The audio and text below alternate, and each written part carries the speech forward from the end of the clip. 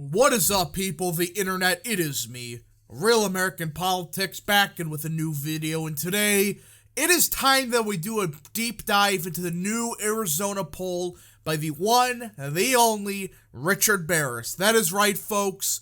We finally have a true Arizona poll that I think everybody, well, those with a brain, would understand has a lot of credibility to it. And well, this poll by Big Data Poll, aka Richard Barris, was conducted a couple days ago, just released, and it shows a very interesting story. Now, before we get into today's deep dive, I hope you enjoy these type of videos. If you do, smash the like button down below, subscribe, share with your friends, hit that little bell, and yes, of course, go follow that mysterious Twitter account in the description down below. And yeah, also join the channel. That is right, folks. For just 10 cents a day, you could join the channel. I think it's a good deal, and you're helping support the channel. So I think it's a great idea. But also for only $5 a month, you could join the channel, get a good feeling in your heart, and you get a shout out at the end of each video. So I think it's a good deal. I think everybody should do it. And yeah. Alright, folks, it is time that we do a poll analysis video on the Arizona Senate race / governor's race, because we finally have true polling data that we know 100% is going to be fairly accurate. So, let's look at, of course, let's start the governor's race. The top line, well, Kari Lake doing pretty good, 43.1%, Robson at 28.8%, so around a 14-point lead for Kari Lake. That is a great sign. Now, people are going to say, but Matt Selman, he's still on the poll. He dropped out. Yes, he's still in the poll, but he dropped out after the ballots were sent out. So, voters can still vote for Selman. And, well, he gets around 4.5%. And it really does show you that Robson is not getting the ballots that she really needed from Selman voters. In fact, it's kind of the opposite. I think Lake is actually gaining a little bit.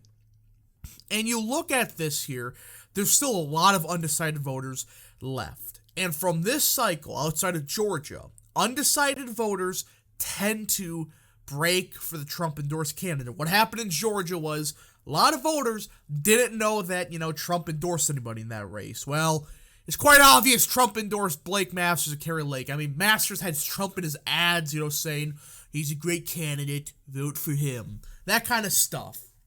So, most voters know Kari Lake is endorsed by Donald Trump.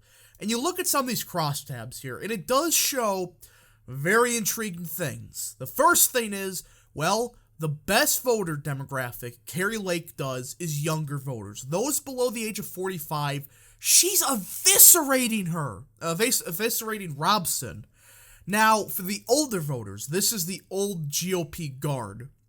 It's a bit closer, obviously. I mean, this is where Robson's getting most of her support from, the old McCain-type voters in Arizona.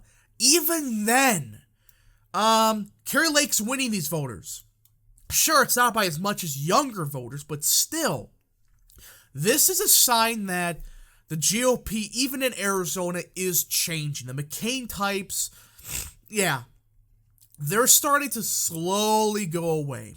And, well, Lake's winning every age demographic. Now, you go to race also. This is another fascinating thing. This is something that Richard Barris even talked upon. Look at this here. The best group that Kari Lake does is not with white voters. It's with Hispanic and African-American voters in the Republican Party. You know what that means? She has more broad appeal than just a traditional Republican suburban white voter. She's able to win a lot of these working-class minority voters.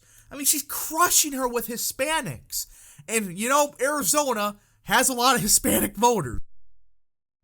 So, this is a good sign that Lake does have a very solid appeal. The only group she's losing with is Asian/other, but there's so few of those voters in Arizona that's like, okay, who cares? And you can keep looking at this. I mean, the worst group she does with outside of Asians is white voters. So this does point to, Lake has, in my opinion, a better appeal to minority voters than does, Robson. And that's a good transition to the general election. I mean, Arizona rapidly turning more Hispanic. Yes, you got to do good with the white suburbanites, but you still got to find a way to pick off those, minority working class voters. So, Republicans do have a good opportunity here to gain some voters this fall. And Lake is the best one to do it, not Robson, obviously. I mean, she can't even do good with minorities in the Republican Party. What do you think's going to happen this fall? So yeah, you could keep going, and this is funny here. This whole argument that, Lake can't win independents. She's trouncing Robson with independent voters by 16 points. That's the largest gap of any party. Yes, she's winning Republican voters by 14, but getting eviscerated with Democrat voters. Does that really tell you what's really going on here in Arizona? What's happening to these polls is all these Democrats claiming, we're lifelong Republicans. They're flooding the polls for Robson, all right? Not much, but they're flooding these polls, not going to vote, saying we're going to vote for Robson. So it appears that Kari Lake is running away with the race. Now we have the Arizona Senate race, and just like I expected, Blake Masters has this in the bag. It's over. It is over. I mean, look at Baranovich. This is the funniest one. He's not even at 8. He's barely above 18%. And Masters is at 31%, and it appears to keep surging. And a very similar trend, just like Kari Lake, happens with Masters. Now, the interesting thing is, the best group the Masters does best with is this 45 to 64 group. Now, I'm wondering if these are the transplant voters, voters that they moved here a couple years ago, they're like in the Midwest, etc. That's the best group Masters are doing with. This is a group that in the Republican Party tends to be a bit more of a, populist type base. And that's the best group he's doing with. He's doing good with younger voters, obviously. Still winning the 65-plus vote. Not as good as, I would say, Lake, but even then, he's still winning that group. And a very similar trend happens with race. He's doing best with African-American voters. And he's winning white voters. He's winning Hispanic voters. But it's just a continued translation that, hey, populist-type Republicans like Blake Masters, etc., Kari Lake, they're the ones that can be able to bridge this gap with, minority working-class voters. These are the type of voters Republicans have to win. Also, obviously, they got to do better with white working-class voters. That's kind of obvious. But even then, Republicans do have a solid base, very solid base to go to, with minority working class voters, especially in a state like Arizona. You're going to have to win that.